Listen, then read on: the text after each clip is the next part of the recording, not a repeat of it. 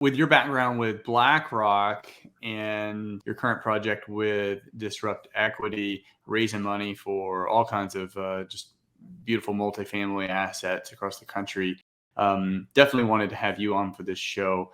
So passive investing. So the question of the hour is, what are the benefits?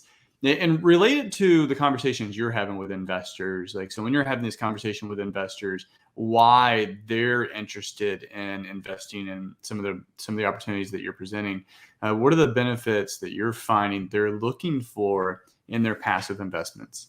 Yeah, great question. So it's kind of interesting. I mean, I'll kind of relate this a little bit to my time over at BlackRock as well as time here, right? I think they're fairly similar in a lot of ways, but one of the big differences, of course, is that here at Disrupt Equity, we're working with a lot of individuals and entities, and let's just say, small to large entities and folks with their wealth. Whereas with BlackRock, they're looking at countries, right? Sovereign wealth funds. You're talking about trillions of dollars at a time. So it's similar kind of aspect, but different scales.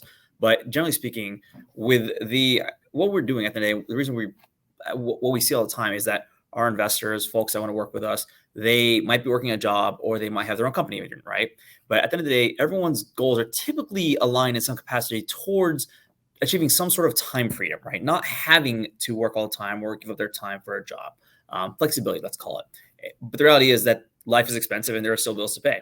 So what they come to us for is figuring out a way to say, hey, here's what I've worked for previously in the past.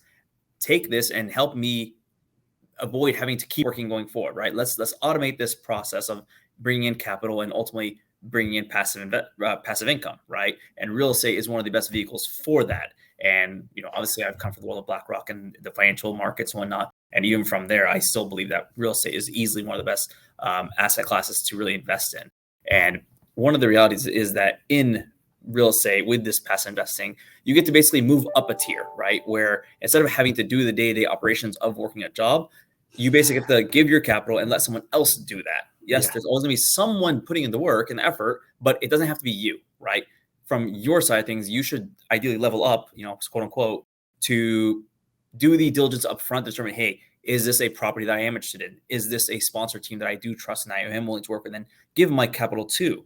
And once you've done that and you feel comfortable with it, then you basically sit back and let the money come in, right? Obviously, let's take it back. The returns come in, and that could be either as cash flow or as capital appreciation over time.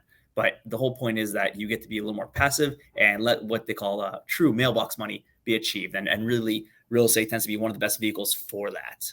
Yeah, I hear that all the time. It's they know they should invest in real estate, but they don't want to own. They don't want to deal with the Fridays and Saturday calls of plumbing issues, HVAC issues, because those issues only come up on Fridays and Saturdays. It's fact.